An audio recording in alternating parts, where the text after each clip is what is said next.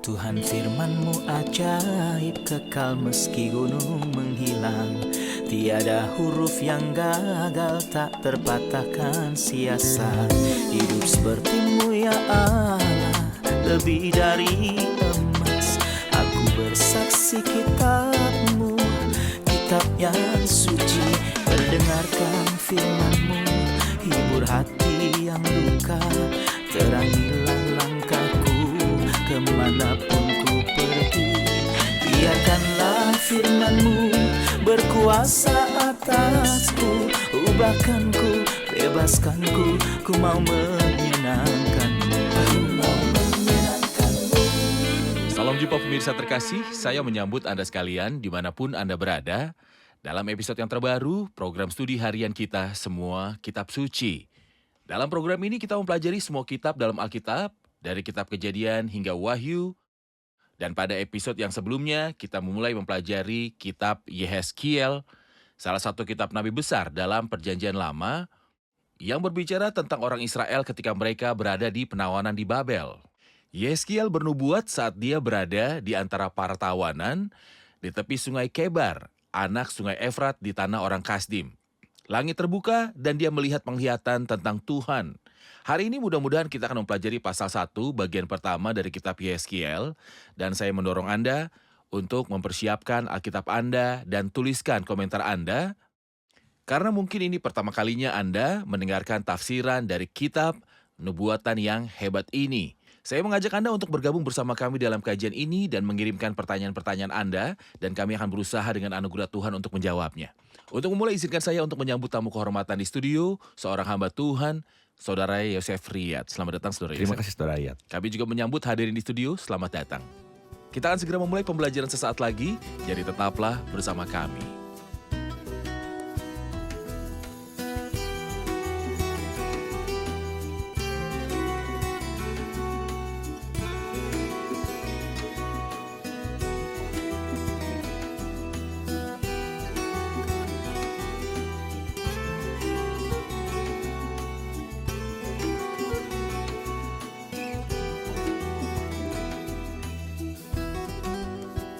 Berjumpa lagi, Saudara Yosef. Terima kasih, Saudara Riyad.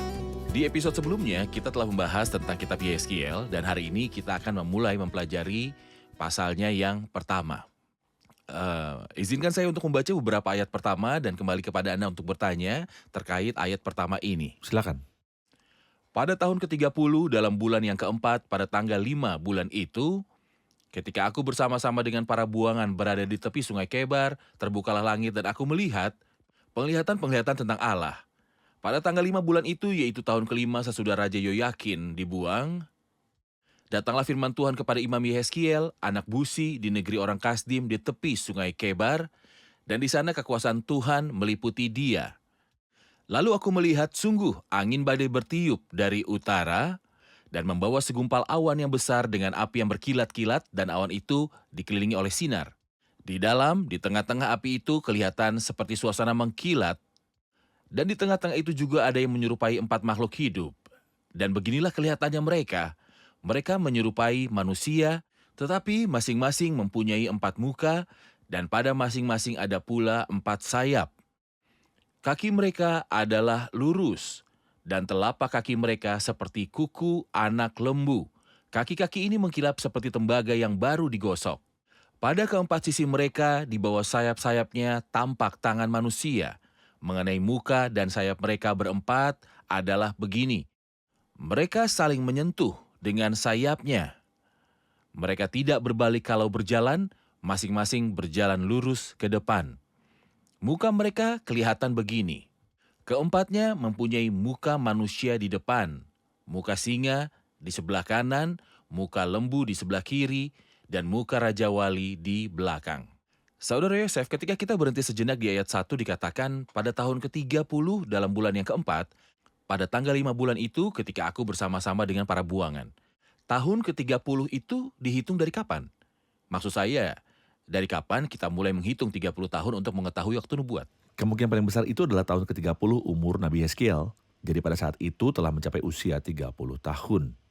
Usia di mana seorang imam mulai pelayanannya, tapi Yehezkiel pada waktu itu tidak berada di Yerusalem untuk menjalankan tugas keimamannya. Ia berada di antara para tawanan dan Tuhan memilih dia untuk pelayanan yang berbeda. Bukan imamat tetapi pelayanan nubuat. Ada kebutuhan yang mendesak untuk menyampaikan suara Tuhan dan firman Tuhan kepada umat, baik orang-orang buangan di Babel maupun kepada orang-orang di Yerusalem dan juga di Yehuda.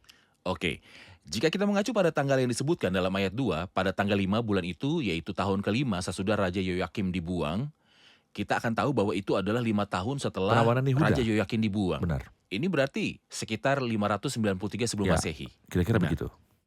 Setelah membicarakan waktu, dia menyebutkan lokasi nubuatan ini katanya di tepi sungai Kebar. Kita tidak mendengar tentang sungai disebut Kebar di Babel atau di tanah Kasdim. Kita tahu bahwa ada sungai Tigris atau Efrat, ada di Irak. Apakah sungai Kebar? Inilah anak sungai dari sungai Efrat. Tentu orang-orang ini berada dalam kehinaan yang luar biasa pada saat itu ketika mereka berada di tepi sungai Babel. Seperti yang kita baca di Mazmur 137. Tapi syukur kepada Tuhan karena nubuatan selalu diakhiri dengan berkat. Seorang mengucapkan ungkapan yang bagus. Ia berkata, penghakiman bersihkan cawan sehingga berkat dapat mengisinya. Jadi ketika kita sampai di Yeskiel pasal 47, kita akan menemukan pemandangan yang paling indah dari sungai yang menakjubkan, yaitu sungai kenyamanan dan kegembiraan. Yang mengingatkan kita akan kepenuhan Roh Kudus dan kasih Allah yang tidak terbatas. Anda merujuk sebelumnya selama studi kita tentang salah satu kitab nubuatan tentang apa yang disebut hari Tuhan yang selalu memiliki sore dan pagi. Bahkan di Kejadian 1, jadilah petang dan jadilah pagi. Itulah hari pertama. Sore dulu, lalu pagi. Penghakiman Benar. dulu, baru pemulihan. Mohon beri gambaran tentang cara Allah menangani penghakiman dan pemulihan. Ya, Tuhan selalu menghakimi, tapi penghakiman bukanlah tujuan akhirnya. Tuhan tidaklah bermusuhan atau sadis seperti yang digambarkan beberapa orang. Jauhilah itu. Tuhan senang memberkati. Tuhan tidak senang dengan kematian orang fasik. Oleh karena itu ia menghakimi supaya manusia bertobat. Dan jika manusia bertobat, maka perbendaharaan Allah itu penuh dengan keberkatan untuk orang-orang yang bertobat ini. Diberkatilah. Dia yang memanfaatkan kesempatan saat ini untuk bertobat, untuk menikmati berkat yang abadi. Setelah dia berbicara tentang bagian duniawi, ketika dia mengatakan dia berada di antara para tawanan di tepi sungai Kebar, dia kemudian berbicara tentang bagian surgawi dengan Ya. mengatakan, terbukalah langit dan aku melihat penglihatan-penglihatan tentang Allah. Mohon jelaskan tentang langit yang terbuka berdasar ayat ini. Dalam Alkitab kita membaca 7 kali bahwa langit terbuka. Alkitab selalu ditandai dengan angka 7. Dan kita tahu angka 7 dalam Alkitab melambangkan kesempurnaan. Waktu yang disebutkan di sini adalah yang pertama dalam perjanjian lama. Kemudian 2 kali dalam kehidupan Kristus dalam baptisan. Dalam Matius pasal 3, misalnya ketika dia naik setelah dibaptis, langit terbuka. Kemudian di Yohanes 1 ayat terakhir, Natanael, sesungguhnya engkau akan melihat langit terbuka dan malaikat-malaikat Allah turun naik kepada anak manusia. dalam percakapannya dengan Natanael. Tepat. Mengenai anak manusia, ini adalah 2 kali yang terkait dengan kehidupan Kristus. Kemudian 2 kali dalam kitab Kisah Para Rasul. Sekali dalam pasal 7, ketika Stefanus dilempari batu, ia melihat langit terbuka. Kemudian dalam penglihatan yang dilihat Petrus dalam kitab Kisah Para Rasul pasal 10. Ya, Ketika kayu penutup itu turun, kemudian diangkat lagi ke surga. Ini adalah 5 kali sejauh ini. Lalu 2 kali dalam kitab Wahyu. Wahyu 4 Wahyu dan 19. Wahyu 19. Jadi totalnya ada 7 kali. Namun saya ingin menarik perhatian kepada kali pertama dan kedua. Silakan. Kali pertama, langit terbuka dalam sebuah penglihatan. Dan pemandangannya sangat mengerikan. Mengapa? Karena Tuhan marah. Mengapa? Karena umatnya jahat. Itulah mengapa kita akan baca di sini tentang pemandangan yang mengerikan dan menakutkan. Sebuah badai angin datang dari utara, awan dan api.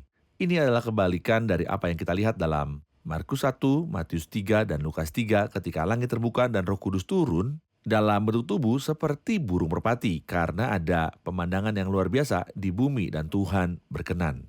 Sementara pemandangan di sini membuat Tuhan marah karena kejahatan dari bangsa itu. jadi kejahatan manusia menyebabkan langit terbuka dan ada badai angin, itulah Ya. berkat Tuhan. Benar. Namun kesempurnaan moral Kristus menyebabkan langit terbuka dan Roh Kudus turun sebagai tanda persetujuan dan pengesahan atas kesempurnaan dari manusia sempurna ini. Ya. Benar. Terima kasih Saudara Yosef. Ayat 4 mengatakan, lalu aku melihat sungguh angin badai bertiup dari utara. Sebelum kita melanjutkan ke peristiwa penglihatan ini, dia berbicara tentang arah dari mana badai angin datang, yaitu dari utara.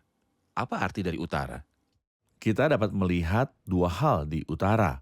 Pertama, tahta Tuhan. Seperti yang kita dapat pahami dan beberapa bagian dalam firman Tuhan. Misal dalam Yesaya 14, setan ingin meninggikan tahtanya di sisi terjauh di utara. Mazmur 75 memberitahu kita bahwa penghakiman datang tidak dari timur, tidak dari barat, dan tidak juga dari selatan. Namun, dia tidak mengatakan atau dari utara, karena tata Allah ada di utara.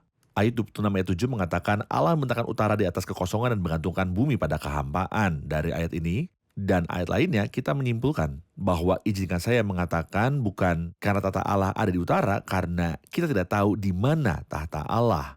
Tetapi utara melambangkan tahta Tuhan. Oke. Tidak hanya itu, hal lainnya bahwa penghakiman dan murka datang dari utara. Kitab Yeremia yang telah kita pelajari beberapa waktu lalu berbicara berkali-kali tentang utara sebagai sumber kemarahan. Misalnya dalam kitab pasal 1 kitab Yeremia ayat 14, lalu firman Tuhan kepadaku, dari utara akan mengamuk malapetaka menimpa segala penduduk negeri ini, dan raja utara di masa depan di pasal 4 ayat yang ke-6, sebab aku mendatangkan malapetaka dari utara dan kehancuran yang besar. Ide yang sama diulang di pasal 6 juga.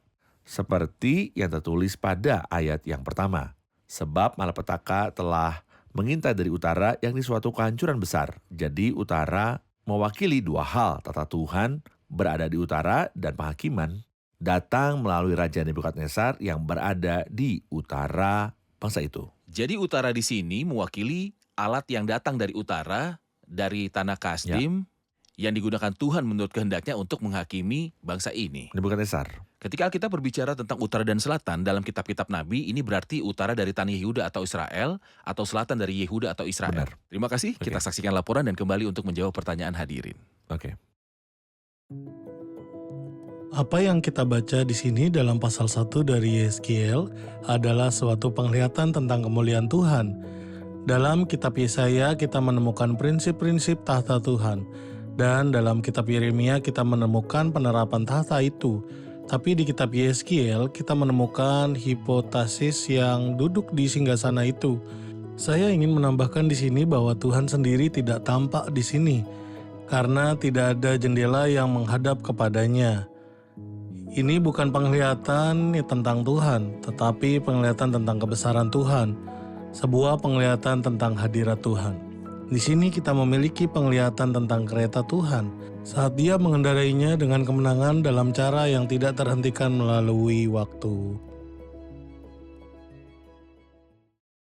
Saya memiliki pertanyaan dalam ayat 4 yang mengatakan, lalu aku melihat, sungguh angin badai bertiup dari utara dan membawa segumpal awan yang besar dengan api yang berkilat-kilat, dan awan itu dikelilingi oleh sinar. Di tengah-tengah api itu kelihatan seperti suasa mengkilat. Apa saja alat-alat penghakiman yang akan datang yang disamakan dengan tembaga dan api? Silakan Saudara Yosef. Tembaga dalam firman Tuhan menggambarkan murka Tuhan terhadap dosa. Itu sebabnya altar tempat korban dipersembahkan, yang melambangkan salib di dalam kemah pertemuan, dibuat dari tembaga, karena murka Tuhan ditimpakan pada Kristus ketika Dia digantung sebagai pengganti kita. Bukan karena dosa yang Dia lakukan itu saja, tapi karena dosa yang telah kita lakukan, dan Kristus adalah pengganti kita. Jadi dimanapun kita baca tembaga dalam Alkitab, itu mewakili kekudusan Tuhan dan murkanya terhadap dosa.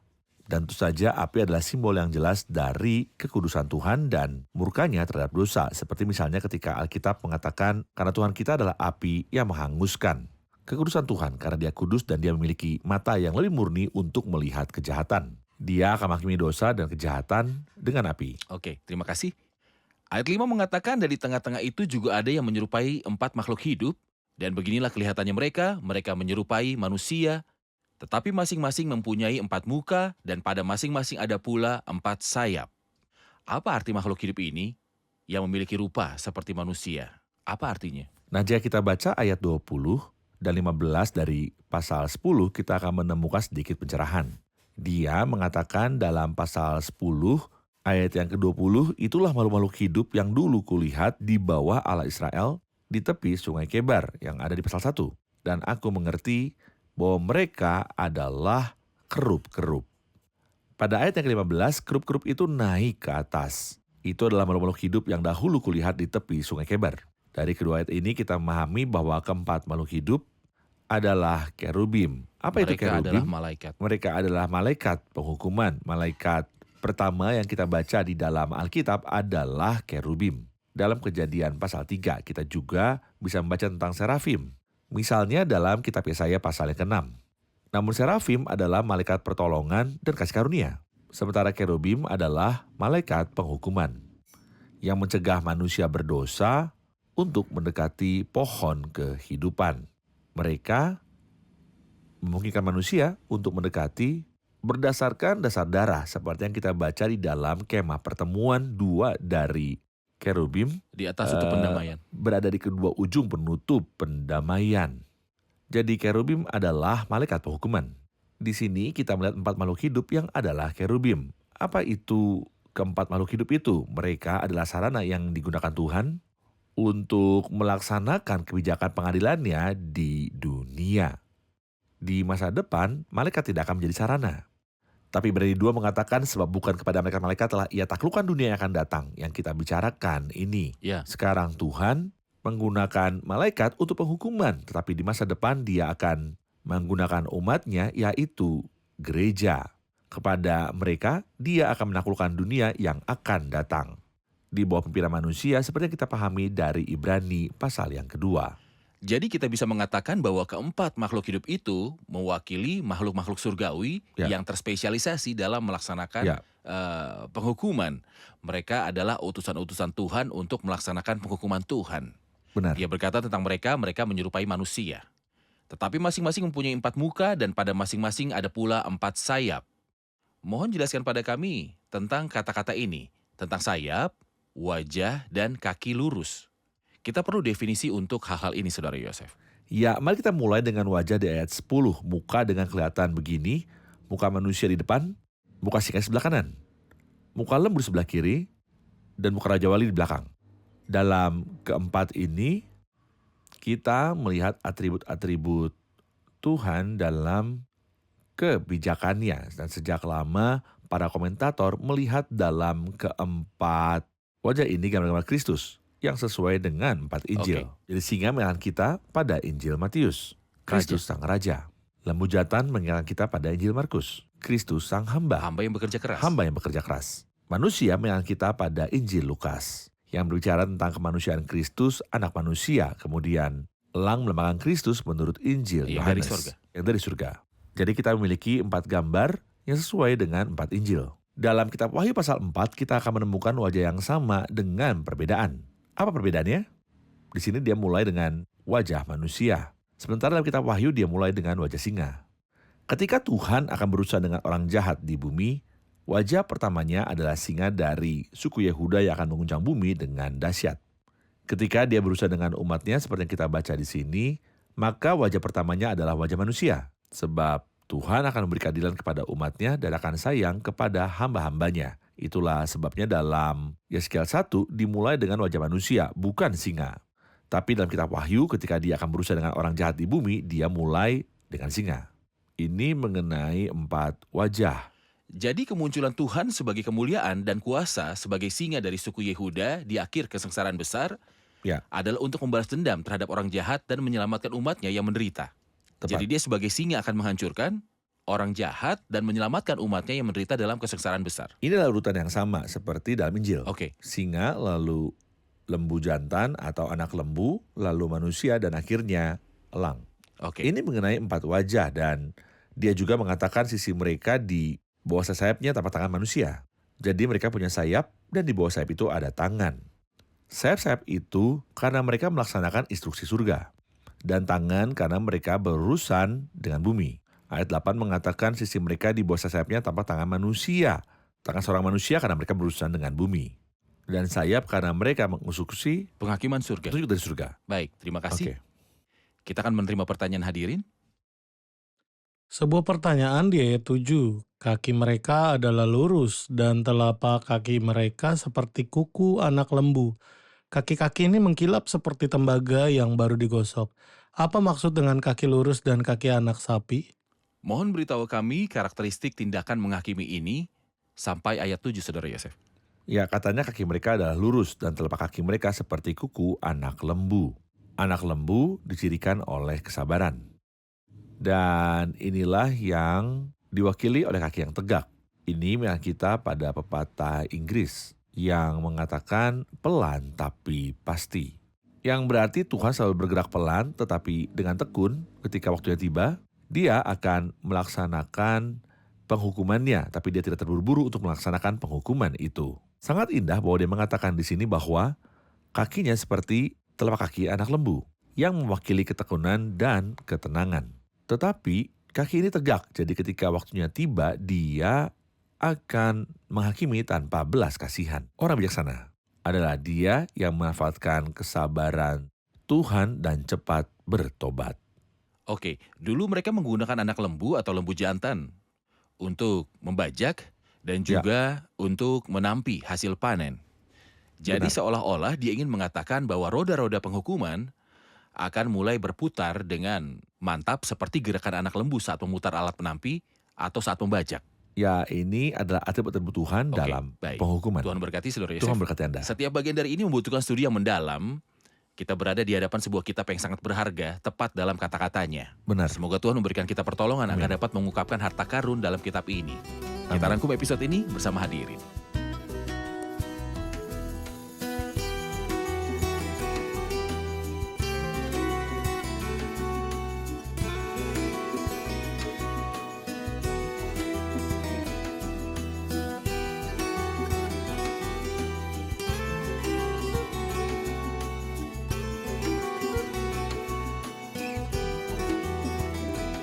Halo semua. Pertanyaan pertama saya, apakah waktu dan tempat nubuat ini menurut ayat 1 dari pasal 1? Silakan. Adapun waktunya kita belajar bahwa usia Yeskiel pada waktu itu adalah 30 tahun. Usia di mana seorang imam memulai pelayanannya. Tetapi Yeskiel pada waktu itu tidak berada di Yerusalem untuk menjalankan pelayanan imamatnya. Dia berada di antara orang-orang yang tertawan dan Ya. Tuhan memilihnya untuk pelayanan nubuatan. Yeskiel berusia 30 tahun. Ya, dia Tepatnya? berusia 30 tahun. Di tepi sungai Kebar, sebuah anak sungai dari sungai Efrat. Oke. Benar. Juga disebutkan bahwa langit terbuka. Di mana lagi dalam Alkitab disebutkan bahwa langit terbuka?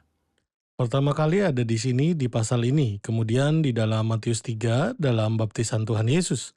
Dan di Yohanes 1 ketika dia berkata sesungguhnya engkau akan melihat langit terbuka, kemudian dalam kitab Kisah Para Rasul pasal 7 ketika Stefanus.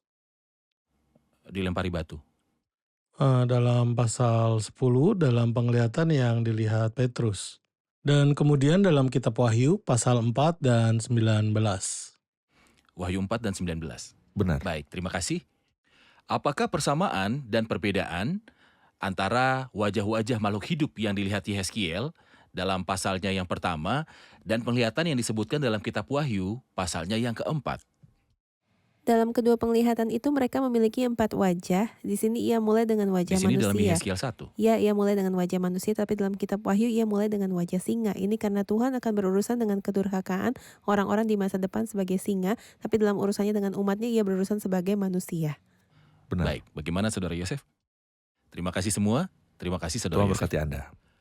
Pemirsa terkasih, seperti yang telah kita pelajari dalam episode ini adalah adegan penghukuman. Ketika umat berada dalam pembuangan akibat kedurhakaan mereka. Mereka tidak menghargai atau menghormati kekudusan dari Tuhan, jadi mereka dibawa pergi dari tanah mereka dan dibawa ke pembuangan. Tuhan tidak tahan kejahatan, Tuhan tidak tahan akan dosa. Meskipun dia mengasihi umatnya, dia membenci kejahatan yang ada dalam umatnya. Jadi umat ini pergi ke pembuangan karena kejahatan mereka. Namun ketika berurusan dengan umatnya, Tuhan berurusan dengan rupa manusia, dengan segala kebaikan dan juga belas kasihan. Tetapi ketika dia berurusan dengan orang berdosa di bumi, dengan orang jahat di bumi, pada akhir dari kesengsaraan besar, ketika dia akan tampil dengan kemuliaan dan kuasa, dia akan tampil sebagai singa dari suku Yehuda. Izinkan saya menyampaikan pesan singkat ini. Jika Anda tidak menerima cara Tuhan bekerja dalam hidup Anda sekarang, ketika dia datang ke dunia ini dalam bentuk manusia dan hidup sebagai manusia yang sempurna, dan mati di kayu salib sebagai anak manusia, suatu hari nanti, dia akan tampil dengan singa dari suku Yehuda bagi Anda.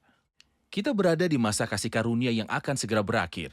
Terima Kristus sekarang agar Anda dapat terhindar dari bertemu dengannya sebagai hakim yang adil. Sampai jumpa di episode selanjutnya, kiranya Tuhan besertamu.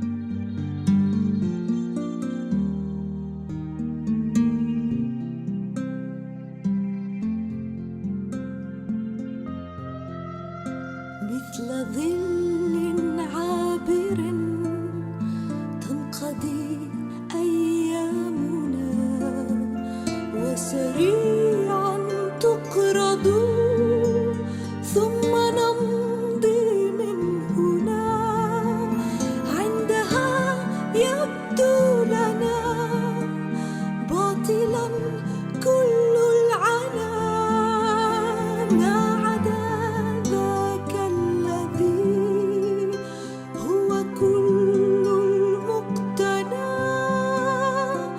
يسوع.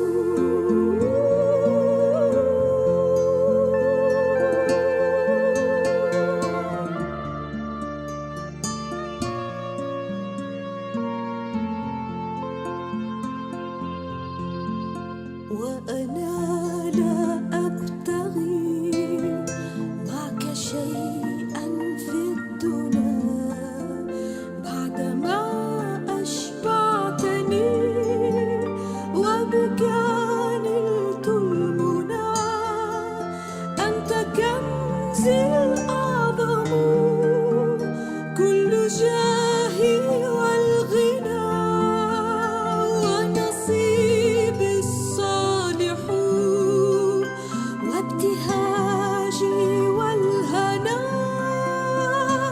يسوع.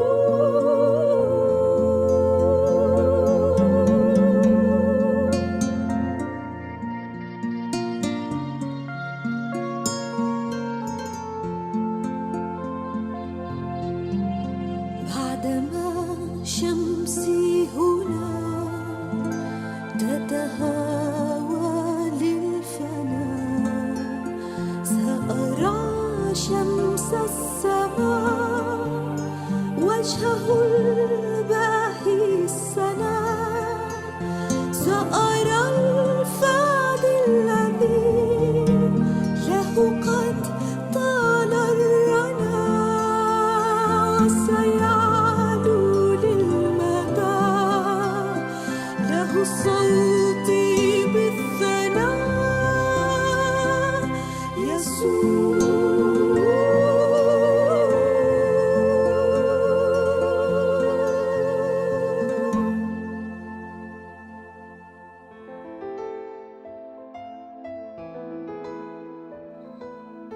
Tuhan firman-Mu ajaib, kekal meski gunung menghilang.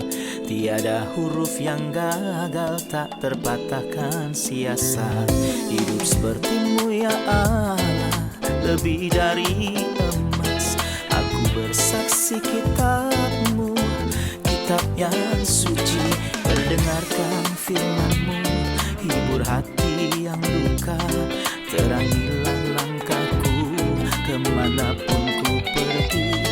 Biarkanlah firman-Mu berkuasa atasku. Ubahkanku, bebaskanku, ku mau menyenangkan-Mu.